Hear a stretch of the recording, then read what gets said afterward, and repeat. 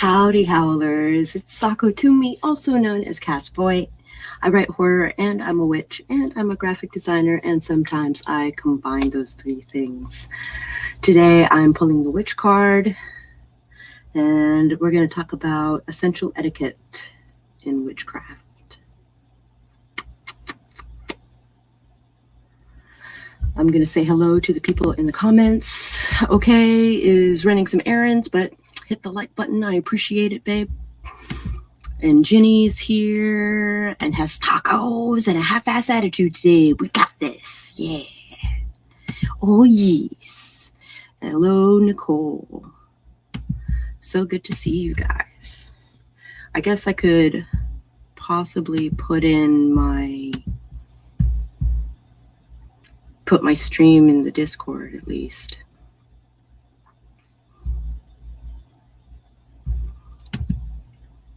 Oh, hello, Archer and Jace. So good to see you guys. If you're not already there.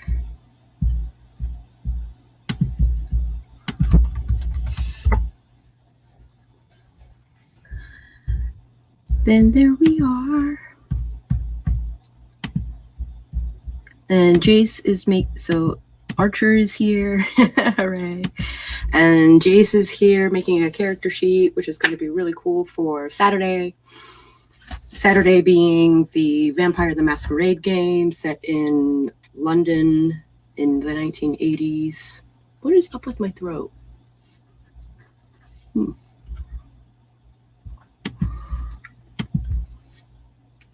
My coffee is still too hot. But we can talk about etiquette. I am working on a spellcraft video today.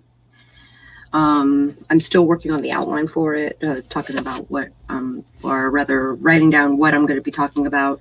And then we'll kind of like go through the process of how I create spells. And I'll probably do something simple like creating a guardian. I think I'm going to create a guardian, which is legit. I'm actually creating a guardian. I'm not just like, this is an example. I'm just going to use the spell that I'm actually going to cast as an example. I figure it's kind of like a double, because it's a lot of little spells that make up a big spell. So it'll be good. How are you guys this morning? I see a lot of like positive stuff going on. Hi, Debbie. Hi, Christina. And incredibly distracted. No problem. I know Bailey is also quite the distraction. And I'm going to be doing art streams today because I'm super behind. Super behind. All right. Normally I would wait the 10 minutes, but I'm going to start off. Oh, this is the wrong one. There we go. Witch's Guide to Essential Etiquette. Etiquette may seem like an old-fashioned concept to discuss, but being aware of how to interact with others is essential to building a healthy community and developing your own personal practice. So many people nowadays are introduced to the path of the witch through books and solitary studies. For the most part, it is a wonderful thing that this type of information is more accessible than ever. It used to be that you had to find a coven or similar group near you to learn from. But there is a drawback. Details regarding interpersonal relationships and interactions are not covered in books, whether introductory or advanced. It can also be difficult to navigate social nuances through online courses. It's so easy to lose the immediacy of human interactions as we make contact in cyberspace. Also, hi, Chasing Epiphanies. How's it going, Marco? So good to see you. That was a little Marissa Mohi, so good to see you. Another thing to consider is that we're wading through a new age of religious and spiritual structure. Few of the religious paths that folks may originate from give much. I think etiquette was invented to make sure people didn't murderize each other in the old ages. Don't hold your knife at the table like that. You know what? Yeah, could be threatening. Few of the religious paths that folks may originate from give much applicable guidance or structure when it comes to defining clergy, creating spaces, and dealing with issues that are specific to witchcraft. There is no one holy scripture to dictate moral guidelines, ethics, and professional standards. For example, the Wiccan Rede may be followed by some Wiccans, but it isn't embraced by all varieties of witches, including myself. There are numerous codes, keys, oaths, and tenets, as many as there are traditions, if not more. And doing good. Yeah. So how does etiquette help us? Whether you look at witchcraft as a religion, a spiritual path, a vocation, a way of life, a method, a tool, or a mixture of all these things, the practice of etiquette applies to you. Let's consider the definition of the word itself. Google Dictionary tells us that etiquette is the customary code of polite behavior in society or among members of a particular profession or group.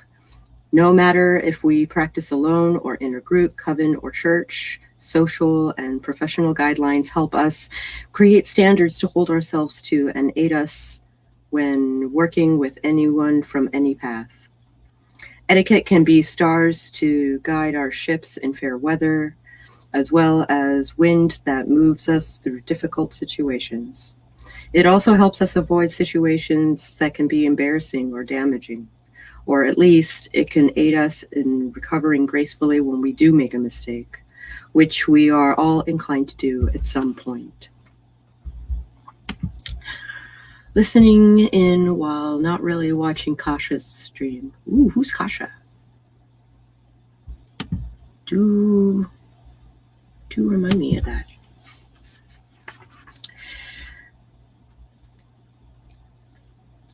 The following guidelines are rules of etiquette that I follow and teach to my students. It's not an easy... It teaches you not to touch other people's altars. That would be wise. The following, it's not an easy path. Another reason why it is often called the crooked path. But these tips can make your journey smoother and less stressful. They're also good for keeping your broom from being chewed on by the drama llama.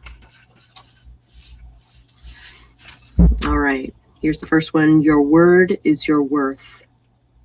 As witches, we work with seemingly intangible things.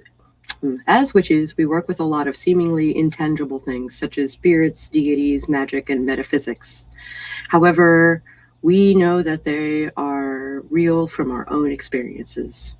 You should likewise consider what you say and what you write as also being real and having an impact. Words contain a lot of power, so they must be used wisely. Be true to your word. If you cannot keep a promise or keep to your word, don't lie. Instead, be direct and considerate.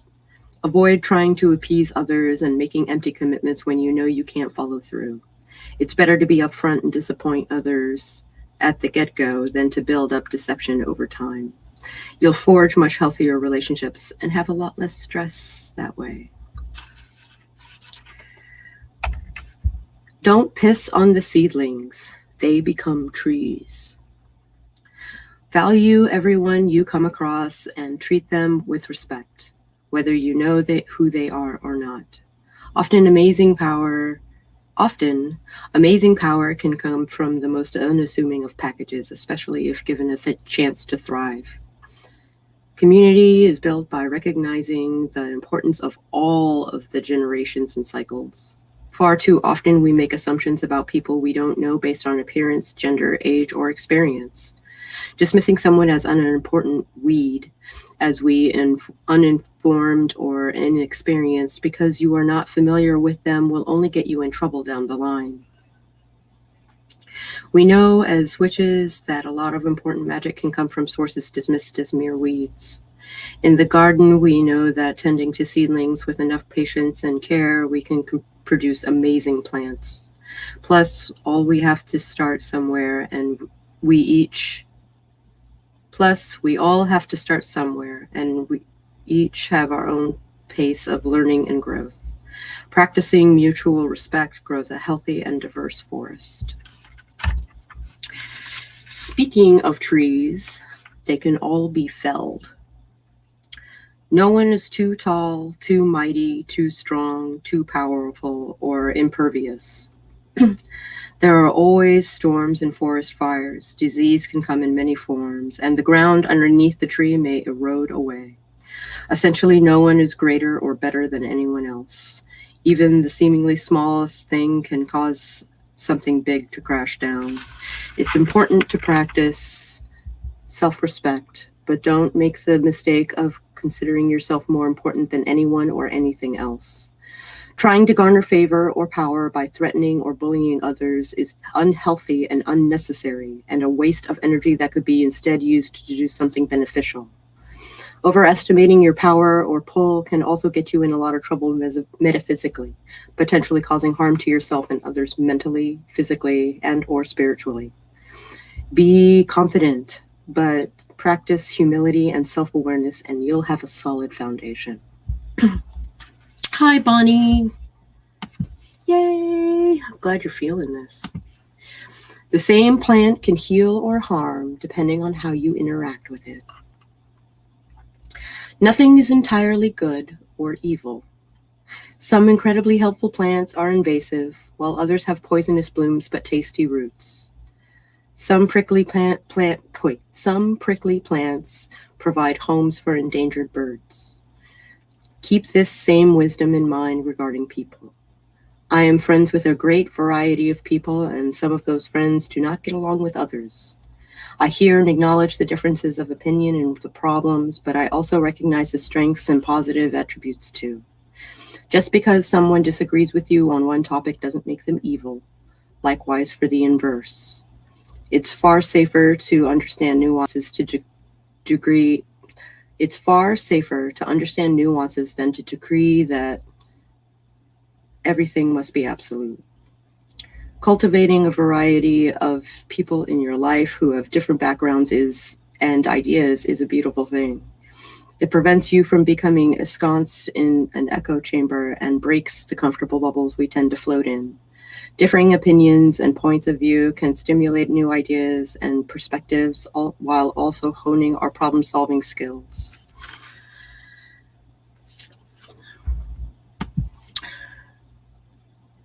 Even Yggdrasil will eventually fall, absolutely.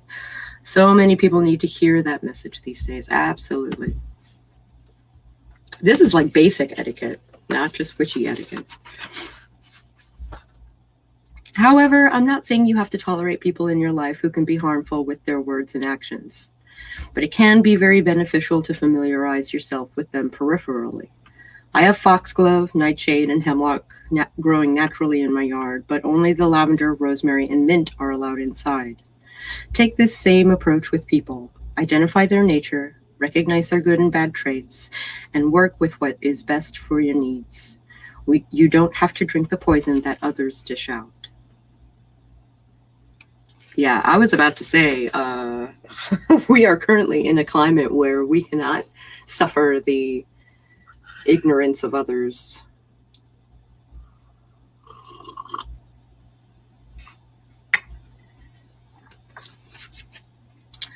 Don't poison the cauldron. Speaking of beneficial and baneful traits, hold a mirror to yourself, your intentions, and your actions. Are you intentionally causing harm without reason? I'm all for hexing to bring justice, binding to contain a situation, and other forms of what can be considered baneful magic, but attacking others in your community out of spite or for perceived slights through magic or words is irresponsible. It may soothe your ego temporarily, but you do reap what you sow. Remember, we're all interconnected on so many levels, and even more so in a non-mainstream cultures such as paths under the pagan umbrella. We have far more in common than we are different. If you purposely pour poison into the well you drink from, eventually you will feel the effects. What's good for the goose is what's good for the goose. When someone states, "This is how I do things," or "This is how it works for me," that's exactly what they are saying. They are not saying your way is wrong or invalid, unless they are saying precisely that as well. For example, "This is the way that works and your ways suck." This is the way that works and your way sucks / is wrong. That makes the person a jerk, and validity is their opinion is likely suspect. The path of the witch requires developing trust in your intuition and forging your own journey. You are your own pioneer, so your path is going to be unique to your own world. Because there is no one standard to go by, many practitioners fall prey to insecurity, worrying that they might not be doing it right or are missing something vital. It's natural to compare and contrast, but don't create competition or drama where it doesn't exist. It's exhausting to always be on the defensive, and even more so when you don't need to be. You're not sure what that someone means. Sorry, let me try that again. You're not sure what someone means? Ask them to clarify politely. Don't read into something that's not there. Follow the intent. Similarly, it is wise to watch and be aware of your baggage. If someone verbally missteps with a word or phrase, take a moment to consider what they're really trying to say. Rather than immediately getting defensive, going on the offensive, or being triggered, take a moment to reflect. What is causing this response in you? Is there something in your past bubbling up, a pattern or a behavior? Communication happens in many ways and at multiple levels, including listening, processing, speaking, nonverbal cues, posture, tone, etc., much of which can be extremely difficult to suss out online or if someone communicates differently from you. Ask yourself, do they mean well or did they intend to do harm? Is there a better or more productive way to address this issue? Is this the time or place for a teaching moment? Is the situation more conducive to calling in versus calling out? How would you feel if you were in their boots? Lastly, if it's happening online, try to envision having the same experience face to face. This guideline is courtesy of my dear friend Anar. Threefold literacy. Witches absorb, think, then act. This behavior should apply to all things, especially the internet. As I mentioned earlier, the Wiccan read, and particularly the rule of 3, isn't part of my path. But I do like the number 3 and have a guideline centered on it But I do like the number 3 and have a guideline centered on it in regard to correspondence. My rule of 3 is this: read everything 3 times before choosing a course of action. Similarly, I read my response 3 times before entering or sending it. This rule gives you time to absorb and make sure you understand what you're reading and eliminates most confusing or reactionary elements.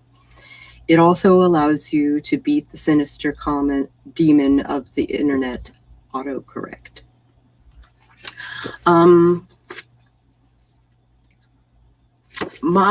Growing up, my father taught me to think 3 times before you speak. So that is certainly something to consider. It is a habit that has to be formed from the get-go.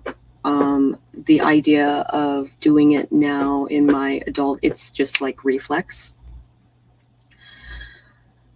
which is one of the reasons why I have long pauses, especially after my stroke. I think very completely. At least I try to.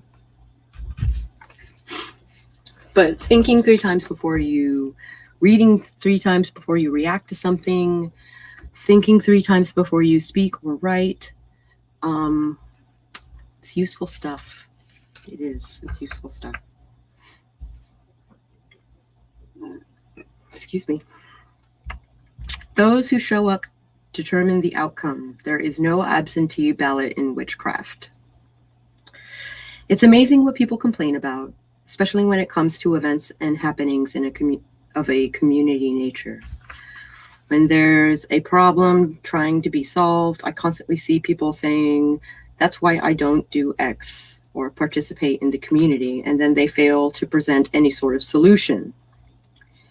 It's ridiculously easy to criticize, but it's far more difficult to actually get up and do something about the problem. Words that aren't followed up with action lose power.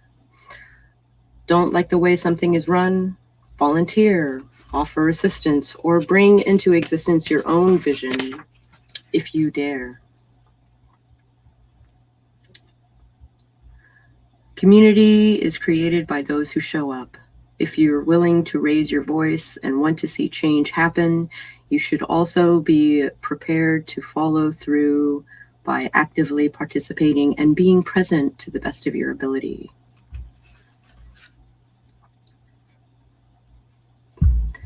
Ain't that the truth? Because obviously if you're reacting, it's spontaneous, right?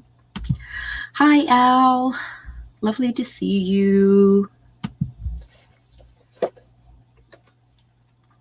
So those are 9 guidelines to prevent witch wars, foster community, and create a balanced path of living witchcraft.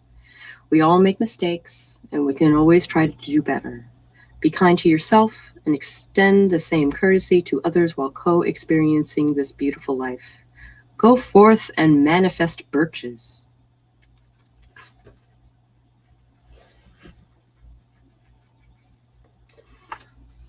The witch is not a victim, is the next section.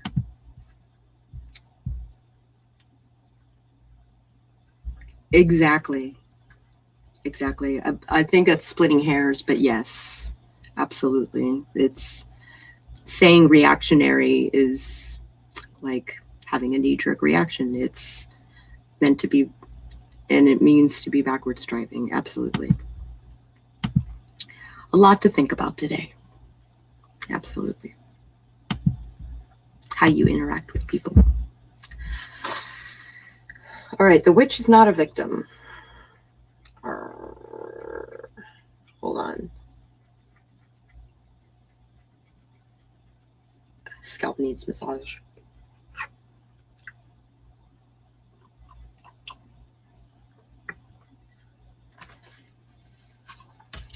How should you deal with being hurt? Physically, emotionally, or mentally as a witch? It's bound to happen at some point. Witch wars are nothing new, and people sure spend a lot of time getting caught up in labels and pissing contests, and not every relationship we enter into is necessarily a healthy one for us. Miscommunications can happen, wires get crossed, and feelings get hurt.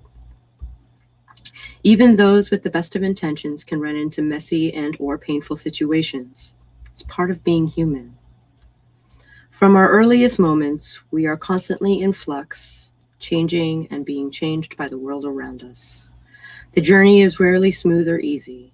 Life has a tendency to tumble us around like waves toss shells and rocks against the shore. Often we bounce out of it, bearing more knowledge,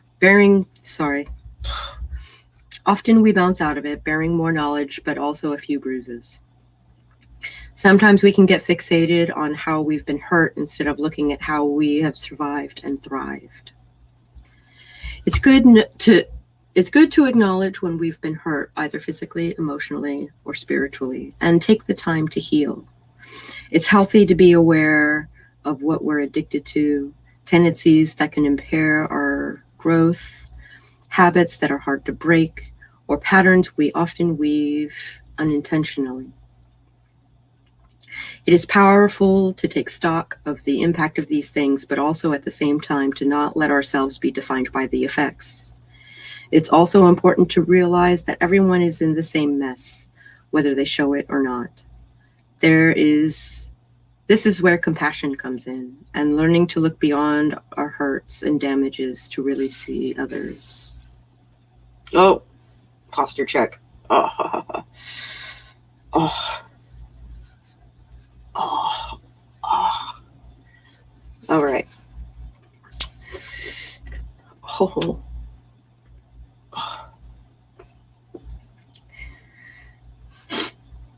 So I try not to trivialize the struggles of others, but scale is a thing. Scale is a thing. That's a discussion that could go on for a long time. Choose words that inspire and ignite you. You're not damaged, broken, without worth, or a victim, so don't assume those words onto your being. Remember that words have power. Choose words that connect and grow you. Then be more than those words. You can look around the world and see that everything has gains and losses. Plants, animals, civilizations, and landscapes. The mountain grows and it also crumbles. Seas flourish, but also dry up. Everything is animated. Everything is connected.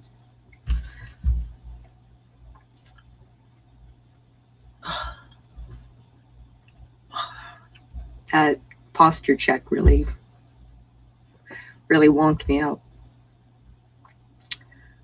Oh my God, Nightbot, come on now. I know it's the top of the hour, but geez. You can look around the world and see that everything has gains and losses. I read that already. Let's try this again. As witches, it's our job to connect the unseen, to recognize the spirit. The witch is the one who changes, shifts, weaves, and bends. A witch is not one moment in time or one instance or event, but rather all of the moments spiraled upon each other. We are more than our parts and pieces. We can lose these things, but we don't lose us. We acknowledge and embrace the potential for growth and change. No matter what happens to us, the witch remains. We can be damaged and at times broken, but we still survive, persist, and overcome. We move forward. We are the weavers, the creatrixes, the makers, and the changers. We put that aside when we choose to dwell too long on a word that isn't us, that isn't who we are. We deny our power when we do that. Witches are not society's small, frail, flawed idea of perfection. We are nature itself. We are ferocious, raw beauty that is all blessings and all of the curses that is life combined. Go do FaceTime with the grandbaby! Yay!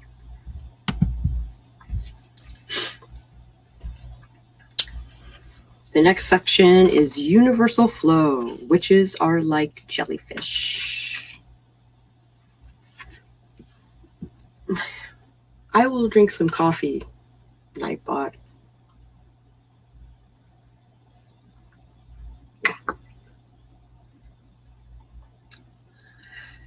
Goodness, I swear. Universal flow. Witches are like jellyfish. Another thing to think about when it comes to dealing with pain and hurt is considering preventative measures that don't stunt or prevent growth.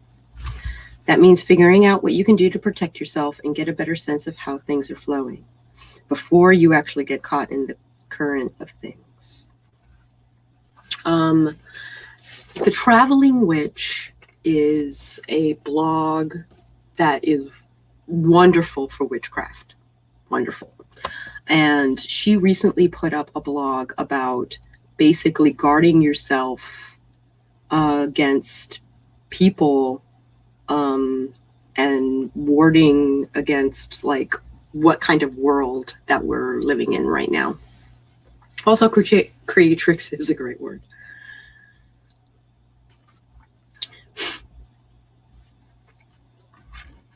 I often feel like a jellyfish when I'm moving through various groups of people. Folks may talk a lot about setting up protective wards, shields, and grounding, etc. But for me personally, there is an instinctive reflex in dealing with people in general. I would explain it as a gentle buffer that protects while allowing necessary information to filter in. It's nearly always on, dampened pretty much only by alcohol.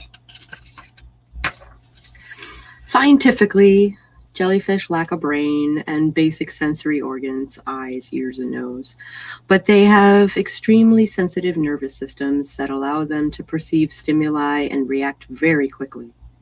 Narrowly avoiding the obvious some witches also seem to be lacking brains at times joke.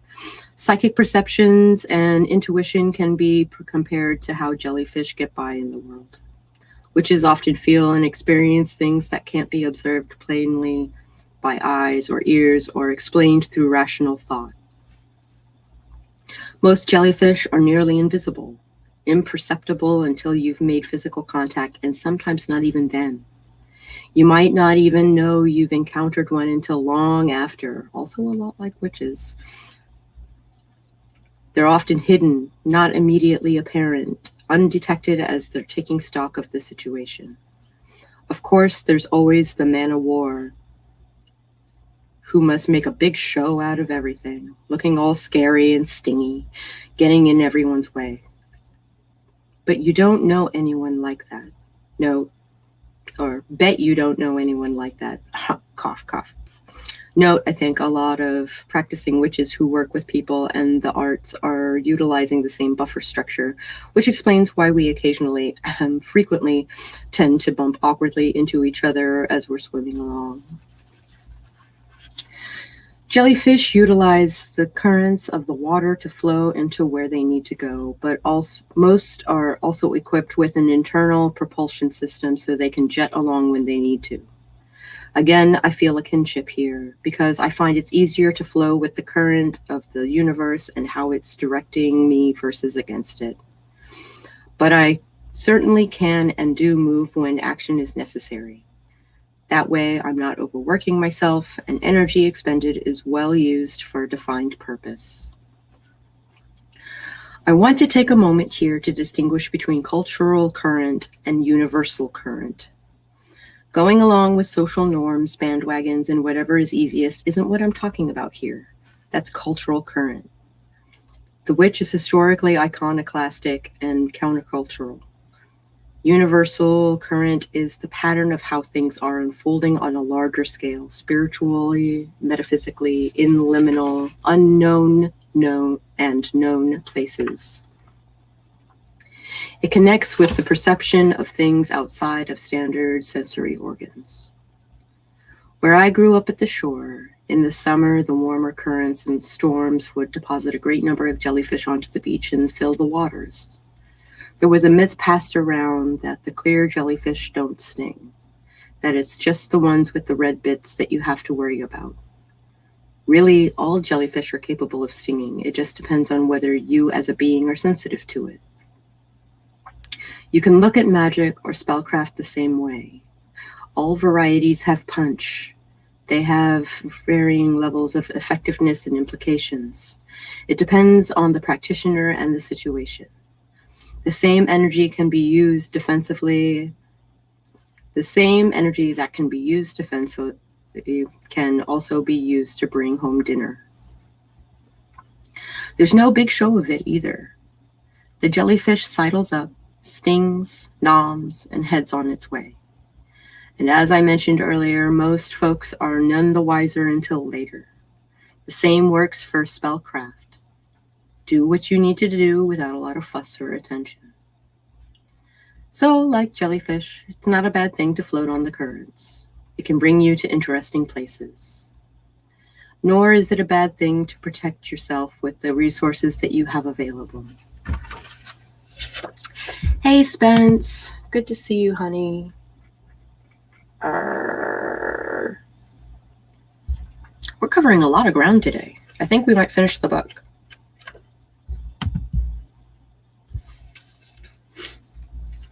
Are you a good witch? Are you a good witch? The question wasn't so much asked as it was barked at me. The producer's voice, sharp and demanding. Everything inside me groaned in response. I would bet that most of you are familiar with that sing-songy question a la The Wizard of Oz. Are you a good witch or a bad witch? Really, I can't think of any situation where there's a fun question to be asked. Really, I can't think of any situation where that's a fun question to be asked, especially if you are actually a witch. Sure, that's that whole public image thing, decades of trying to show we're not scary or evil or fulfilling other fantasy stereotypes. But that's not what I want to talk about. Rather, let's talk about personal power versus expectations and the desire to please. Because I'm pretty sure that's how I got into the above situation in the first place. I was dealing with this person because I was trying to please someone else. Despite my gut feeling, it's also a character flaw, or more precisely, an ingrained behavior that a lot of us fight with. I love helping people and seeing them happy. I enjoy creating opportunities for others to grow and shine, teaching and expanding knowledge and sharing art. It's pretty much my default mode, and it generally works out well, but sometimes the people pleaser in me gets me in trouble. One of the major arcana cards that often comes up for me in the tarot is the Empress. To me, this card speaks of a woman in a position of power, in charge, able to make things happen for others and to grow. But her flip side is that she has a problem saying no. And when you say yes to too many people, suddenly the Empress is no longer sitting on her throne and she can't rule effectively. Her attention and time are divided, her power reduced or drained. Society has long tried to train women to be pleasers. Be a good girl, follow directions, don't cause trouble, put others before yourself, don't be selfish, keep the peace. For your information, I'm not saying society doesn't screw with men either. It definitely does, but I need to speak of my personal experience here. This attitude becomes so embedded in us, and it's nearly instinctual. We try to please our parents, our teachers, our partners, our friends, our bosses and coworkers, and even people who we don't know. While we can certainly be very nice, especially for others, we're often doing harm to ourselves. It's great to help and take care of others, but you can't do that if you don't take care of yourself first. Part of taking care of yourself is being mindful of your own power. The truth applies to mental, physical, spiritual, social, and metaphysical well-being. To maintain a healthy level, you need to make conscious choices about how you use your energy. Yes, you can try to make and bake 20 varieties of cookies all at once, but they'll probably turn out better if you choose to do 1 to 3 kinds instead. The same is true for dealing with people. Before instantly saying yes to things and people, take a moment to ask yourself these questions. How much energy will it involve for me to do this?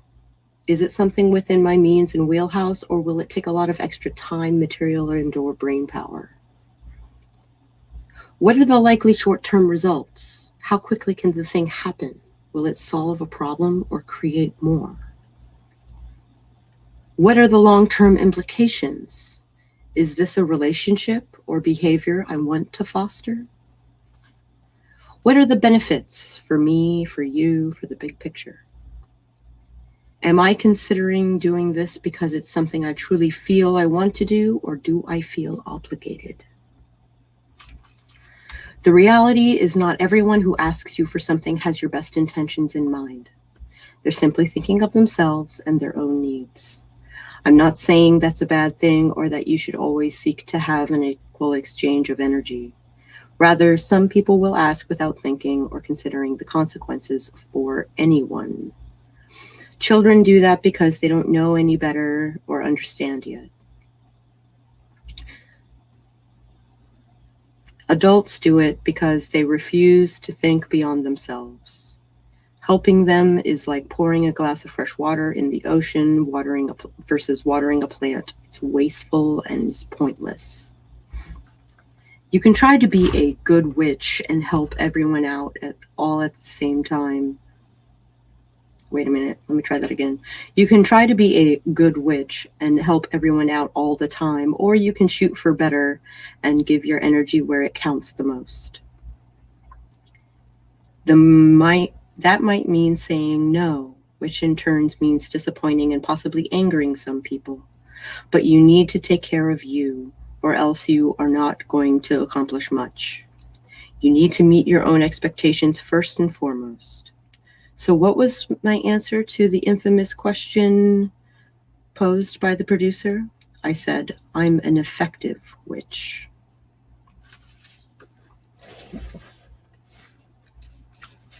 Another sip of coffee. Now we might polish up this book.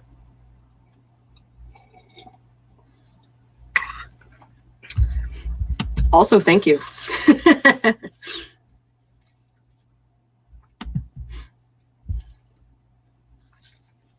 Breaking oaths. I mentioned in the first chapter that I did a major course of correction after 15 years of marriage. It was one of the hardest decisions, if not the hardest, I have had to make in my entire life because, as I've said repeatedly through this book, words have power. This is something I believe is key part of my path as a witch. I didn't want to be an oath breaker. I take responsibility for my words and actions. So that begs the question, when and where is it okay to break a vow?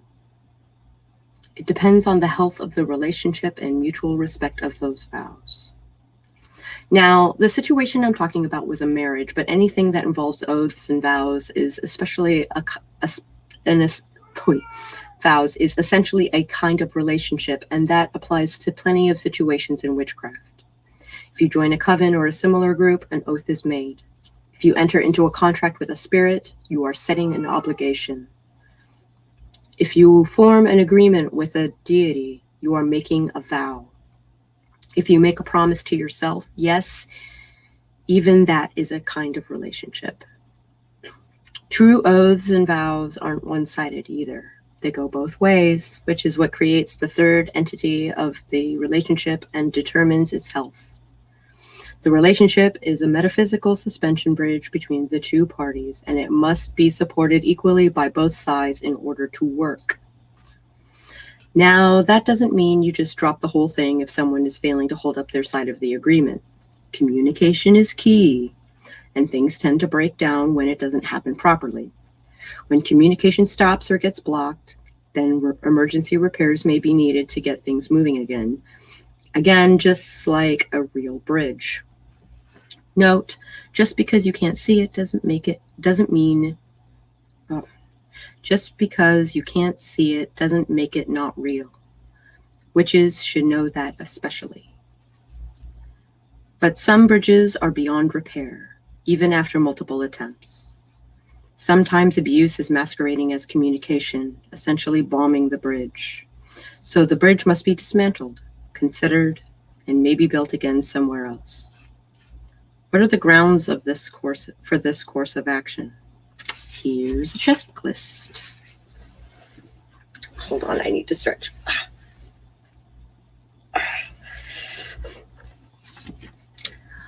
1, is the vow something both parties understood completely when making it?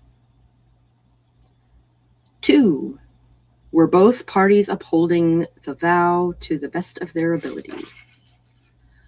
3, if they were failing to do so, was the issue respectfully addressed so it could be remedied? 4, following that, were sincere and successful attempts made to make it possible to honor the vow. And 5, is the physical, emotional, mental, and or spiritual health of either party being compromised either because of the vow or because of the lack of adherence to it?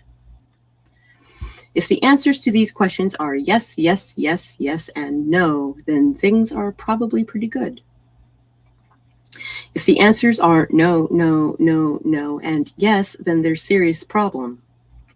And most likely, there are some solid reasons to dissolve the vow ASAP. You might ask, even with a deity? Yes. The myths are full of situations where gods broke oaths or weren't truthful in their actions. Pomegranate seeds, anyone? Spirits and deities aren't perfect either.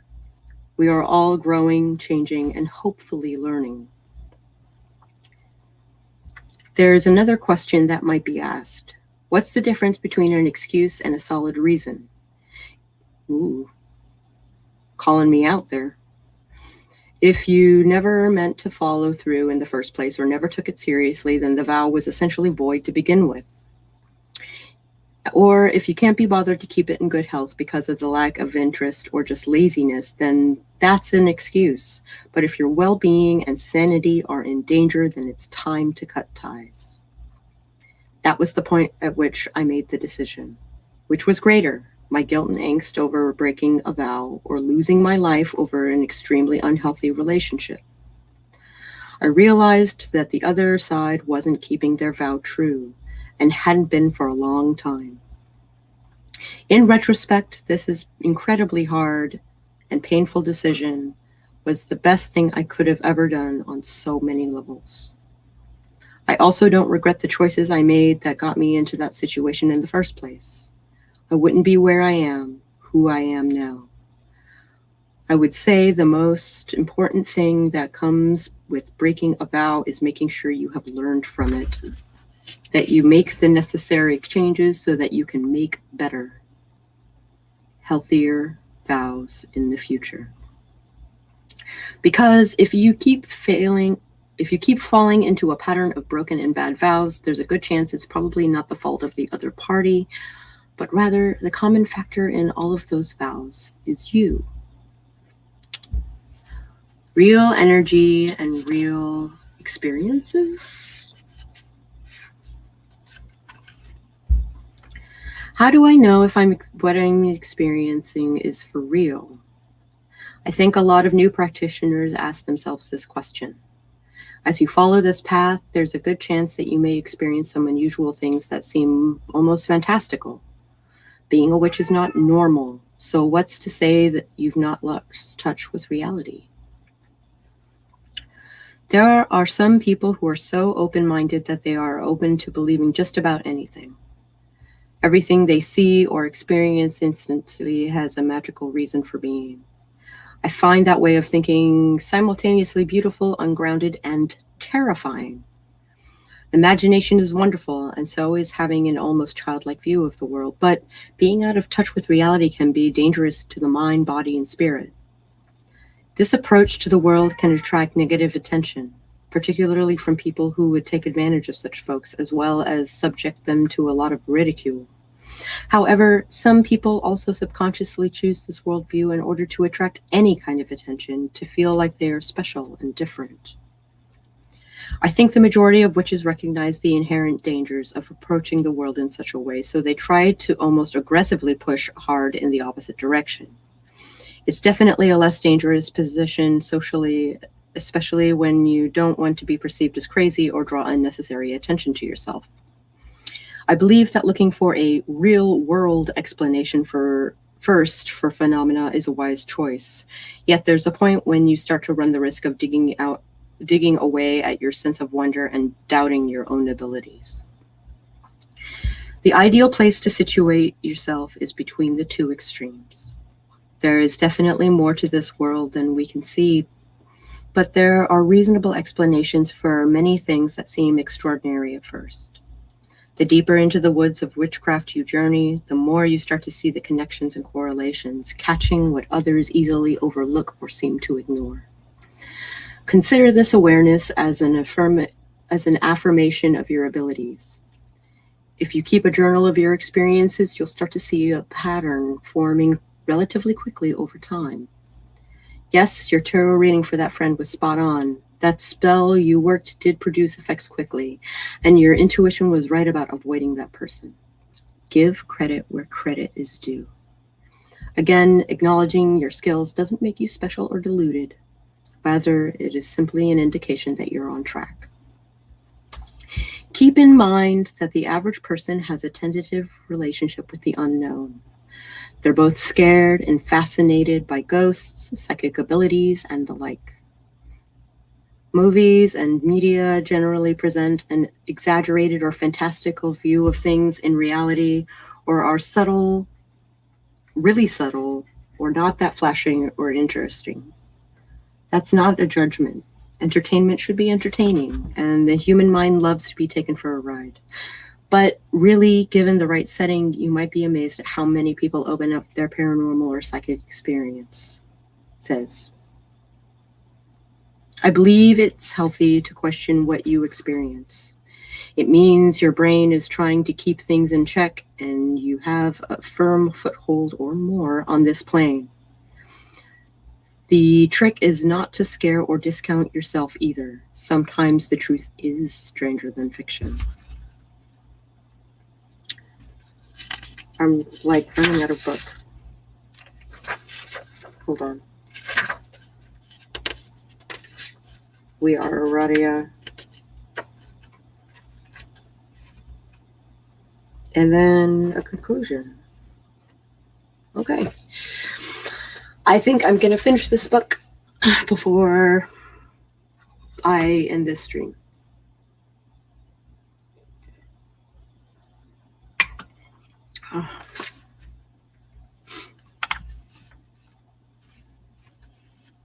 Troubleshooting and dealing with fears. When I polled my students about what they feared most in regard to being witches, several different themes strongly emerged. I think the most helpful thing about that exercise was that students were able to see they were not alone in their fears. Far too often we get so deep in our own heads that we think we're the only ones facing a particular issue or hardship, but the opposite of that is where the truth lies. Yet another reason why networking with like-minded folks can be incredibly helpful. Now, I know talking about these fears here won't instantly resolve them, but I hope bringing them up and addressing them will be helpful to you. The fear of not knowing or not being enough. This fear was truly the most common one. People expressed their... Oh, hi, Shelby. I'm going to finish this book before I end the stream. Why does my head just want to be scratched? It doesn't itch, it just wants to be scratched.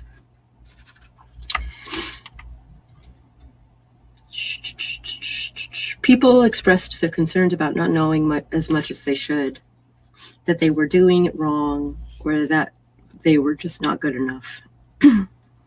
On the one hand, the desire to learn more, as well as feeling like there is more to learn, is a very healthy thing. If you think you know everything, then you really are out of touch with reality. Witches never stop learning. There's always something to discover, a new viewpoint to explore. Where this fear can really cause damage is when it fosters a relentless sense of insecurity and inadequacy. You can't live in self-doubt and practice witchcraft confidently. You need to be able to trust in yourself. Cut yourself some slack and try to let go of this fear. There's always room to grow. Discrimination, persecution, and judgment. A fair majority of my students voiced concerns about being persecuted for their beliefs and practices. They feared losing jobs, being denied custody of their children, and or being ostracized or ridiculed for who they are. This group of fears is really hard to deal with because, unlike the previous one, the source of fear is generally other people. In some situations, we're just being extra cautious, and in others, unfortunately, it's the reality of the society in which we live. There are still a lot of closed-minded, fear-mongering people out there who would rather cause drama than listen. So sadly, sometimes you have to hide what you do and who you are to avoid serious, dangerous consequences. Other times, though, if we stand up for who we are and confidently, concisely educate people about what we do and believe, then we can change things in our favor. Some people are open to learning and forming new opinions with the right information. When the fear resolves around being judged by friends or family, good communication can make a difference with people who are willing to hear and see you. There's no reason to be embarrassed about who you are.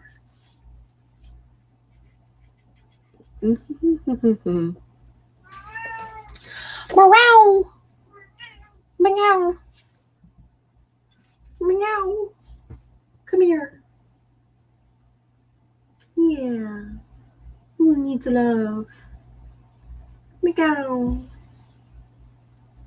Comfy. Negative impacts from spells and workings. The next rung down on the fear ladder was messing up with magic or other kinds of workings. By now, you've probably noticed the recurring theme of responsibility throughout this book, with me reminding you to consider what you do before it. If you practice this kind of mindfulness, you will significantly decrease the number of problems you may accidentally cause. Fear of the void. This fear involves being worried that no matter what you do, it's all for nothing and nobody cares. That you're not making a difference, that you have no effect on the world. Really, I don't think this fear applies only to witches. I'm pretty sure all human beings stare into the void at some point in their lives and wonder if it stares back. We want to know that we've made a mark, that what we did or are doing is worthwhile, and that we matter. Sometimes by being alive, you matter. And I don't even have to know who you are, dear beautiful being, reading my words right now, to know that you have an impact on this world. Never doubt that. The fear of getting involved with the wrong people.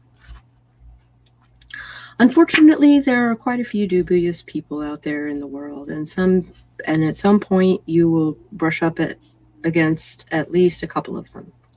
I'm sorry to say that sometimes they're really hard to spot until it's too late. There are people who are drawn to witchcraft in similar paths because they seek power over themselves, but There are people who are drawn to witchcraft in similar paths not because they seek power over themselves, but because they crave power over other people. They want to be in charge, to feel powerful and in command of others, and they don't mind abusing people in the process. If someone makes demands on your time, your body, your work, your finances, etc., that don't seem right, then head swiftly in the opposite direction.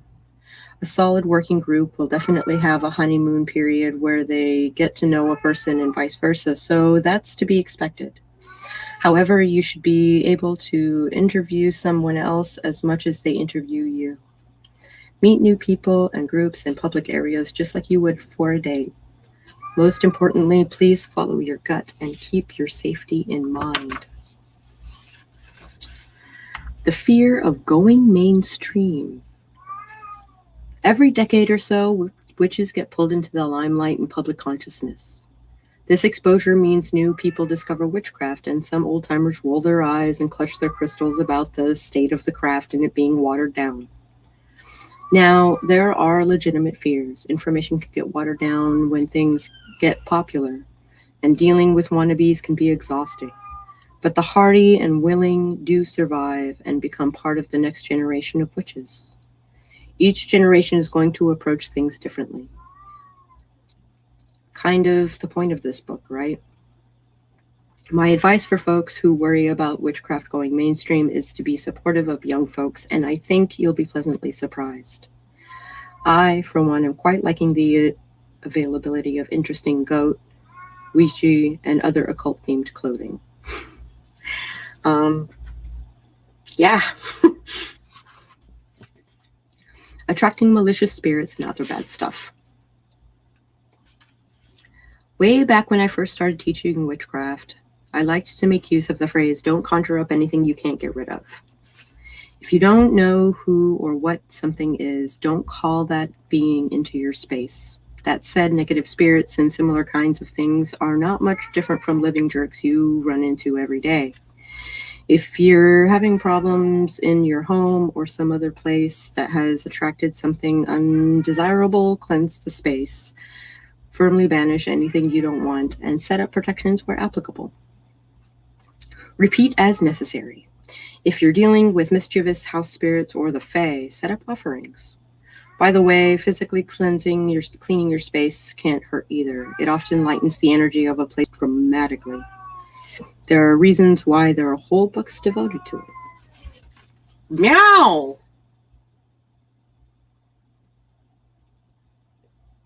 I'm here. What do you want? Are you hungry? I'll be right back. I think my cat is hungry. Hi, baby. Hello. Are you hungry? Come on.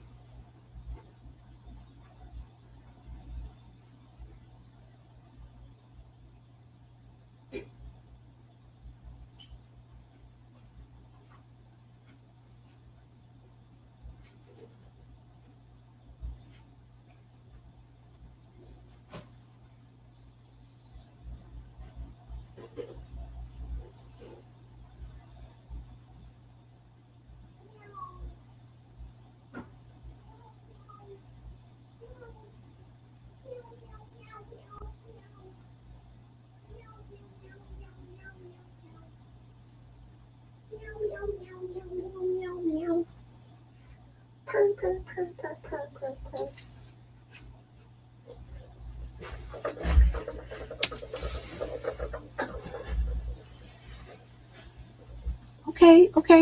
Okay.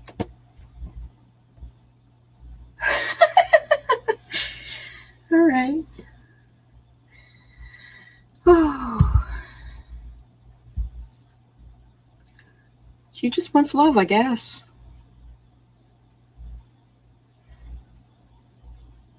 How are you guys doing? What are your thoughts on what I've been reading so far? Talking about fear and whatnot. What do you fear?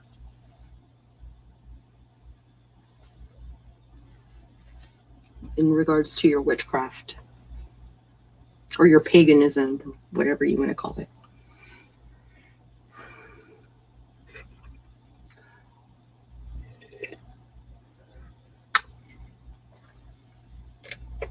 Can you relate yourself to any of these things?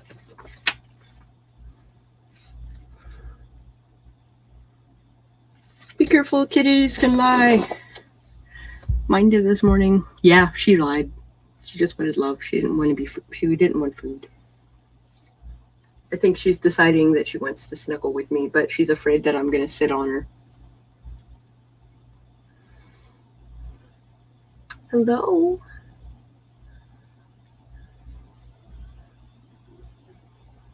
Hello.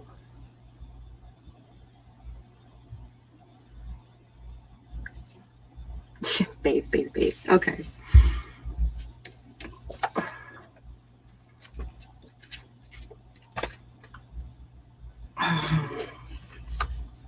The fear of attracting malicious spirits and other bad stuff.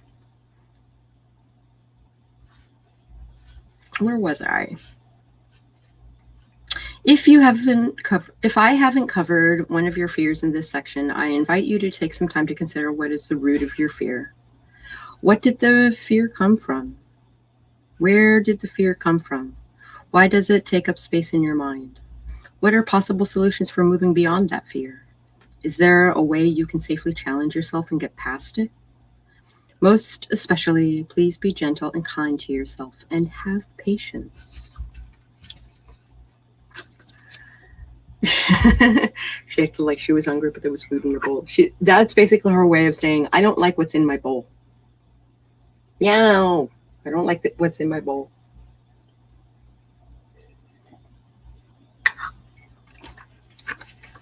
All right, last chapter. Or not chapter, but last section. I would like to finish up this chapter with a call to action. Your practice as a witch not only can affect you, but can also stir amazing changes in the world around you that can help others. You have a long, long history of scarring the establishment and protecting and aiding those who need justice and want equality. As witches, we naturally seek to connect more deeply with the world.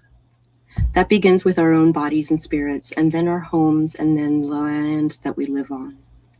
From there, our roots expand out.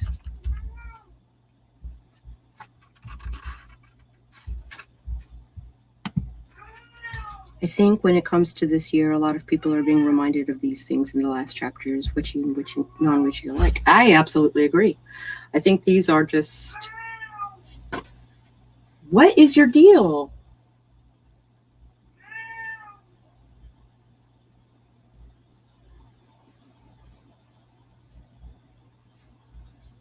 I don't know what you want.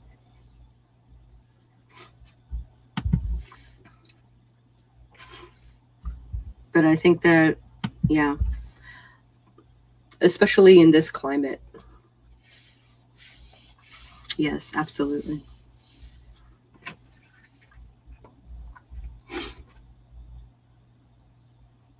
That begins with our own bodies and spirits, and then our homes and the land we live on.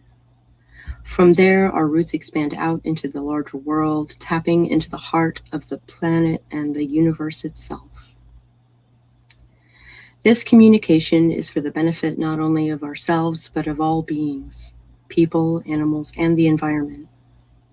We can lend our own voice and power to those who cannot be heard or seen.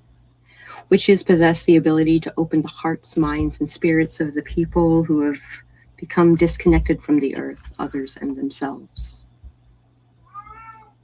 In this way, we are activists, guardians, and guides, and stewards of the luminous noumena. Witches have a duty to perform that is even more critical now than ever before.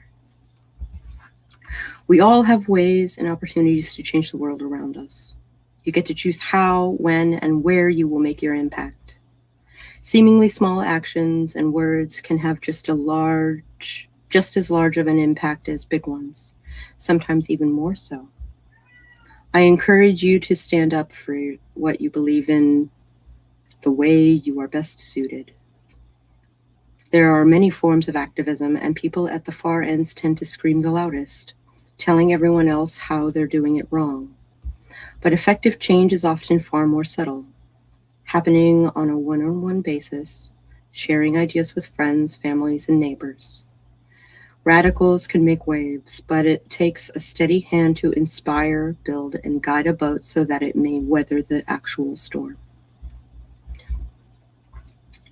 Witches working for justice is nothing new. In 1899, American folklorist Charles Godfrey Leland released a book on Italian witchcraft called Aradia, or the Gospel of the Witches. It contains all sorts of interesting folklore and spells, but the heart of it is the story of Aradia.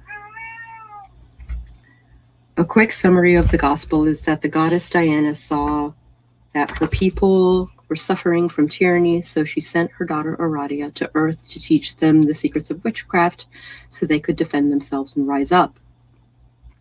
"'Tis true indeed that thou a spirit art, but thou wert born but to become again. A mortal thou must go to earth below to be a teacher unto women and men, who fain would study witchcraft in thy school." There are many concerns and theories about the source material for the gospel.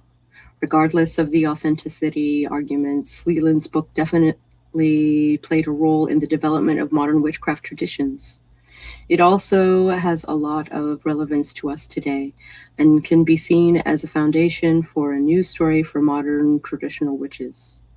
Let's look a little further at the goddess Diana, who in this text gives these instructions to Aradia. And thou shalt be the first of witches known, and thou shalt be first of all is the world. And thou shalt teach the art of poisoning those who are great lords of all. Yea, thou shalt make them die in their palaces, and thou shalt bind the oppressor's soul with power. And when we find a peasant who is rich, then we shall teach the witch, your pupil, how to ruin his crops and tempest dire, with lightning and with thunder terrible, and the hail and the wind. Pretty heavy-duty stuff, right? Diana's not messing around when it comes to teaching witches how to bring justice through the use of magic. She's not saying, oh, times are tough, but just sit on your hands and pray about it. No, her words mean you have the power to change things. Now, in modern times, going around poisoning and killing people and destroying property, etc., is generally frowned upon and will get you jail time. I think it's best to take inspiration from the spirit of the gospel, recognizing our own power and realizing that we don't need a savior or one voice to save us. We can be Aradia. We are Aradia. We need to save ourselves. We need to be the teachers. We need to be the learners and the guides. We need to be the witches. It's a call to stand up for your beliefs. It's a call to action to build and use your practices to protect and empower everyone who needs it, across traditions, genders, colors, creeds, ages, and abilities. We can revel in and honor diversity and bring everyone up together. We can protect the environment, the planet, and each other by illuminating the threads that connect us. It was largely the text of Aradia that inspired the charge of the goddess, given form by Doreen Valiente. Pulling from the spirit of Aradia and the path of the modern traditional witch, I wrote a new charge. When the sense and world have parted ways, when never need is great and dire, in brightest sun or moon's dark phase, bring forth will to light the fire. Send down the roots, raise up your arms, call forth spirit, summon its charms, with wand and cauldron, stang and knife, with cloak and horn and lore of wife. Build your wisdom and bide your time, in eyes of heart and blood sweet wine. In city and wood, gather still, to protect and guide with our will. Now is the time to heed the call. Turn the page. Witches together, one and all. In our truth, we know the power that our voice brings down the tower, to banish, cleanse, bless, heal, and guide with our secrets and Sabbat ride. It's the hour to change the tides, for now, as witches, we all rise. I hope this charge inspires you and your practice. Don't forget that you have power. Remember that these are indeed the times we were made for.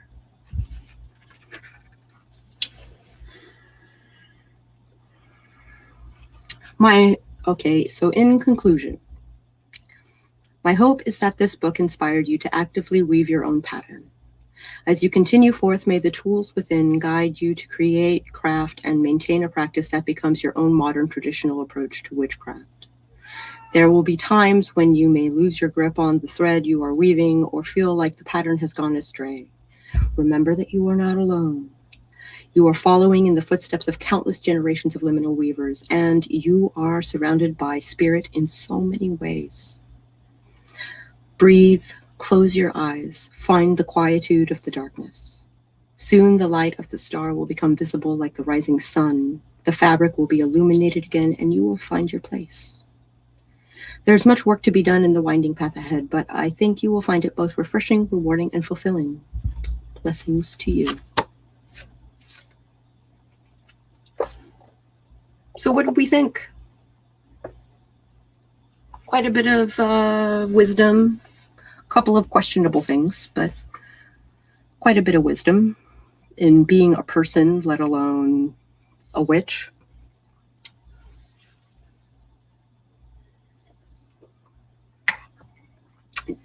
I think it's obvious that witchcraft is a lifestyle for this woman.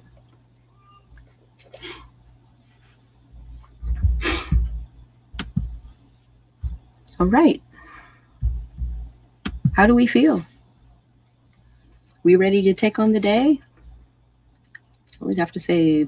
So it is interesting, the story of Diana and Aradia. That kind of explains the Dianics in Wicca.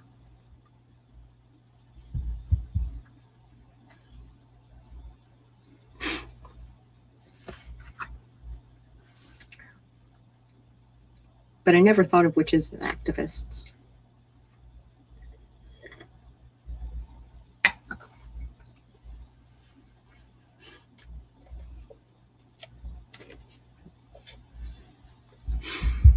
Let's pull a self-care card. A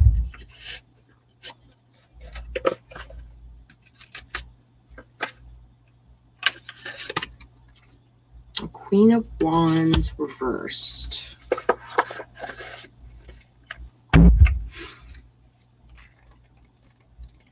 Cups, Pentacles, Swords, and Wands.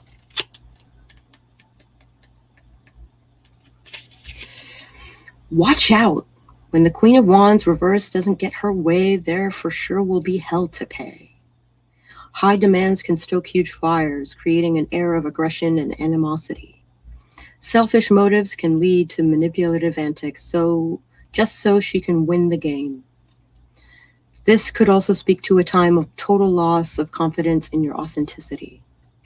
The fire and spark that used to inspire you have dimmed, and you have temporarily lost your power and identity.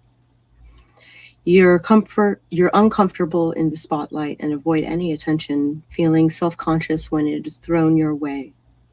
Take a moment to remember your passions, where your passions lie, and connect back to your authentic voice. She wants to be heard.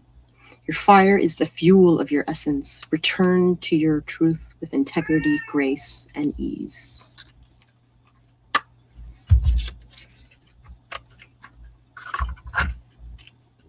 And there we have it.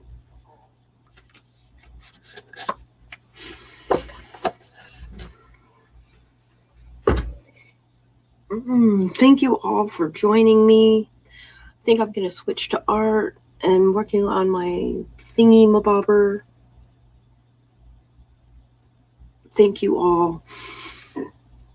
I will see you tomorrow morning at 10 o'clock. Catch you on the flip side.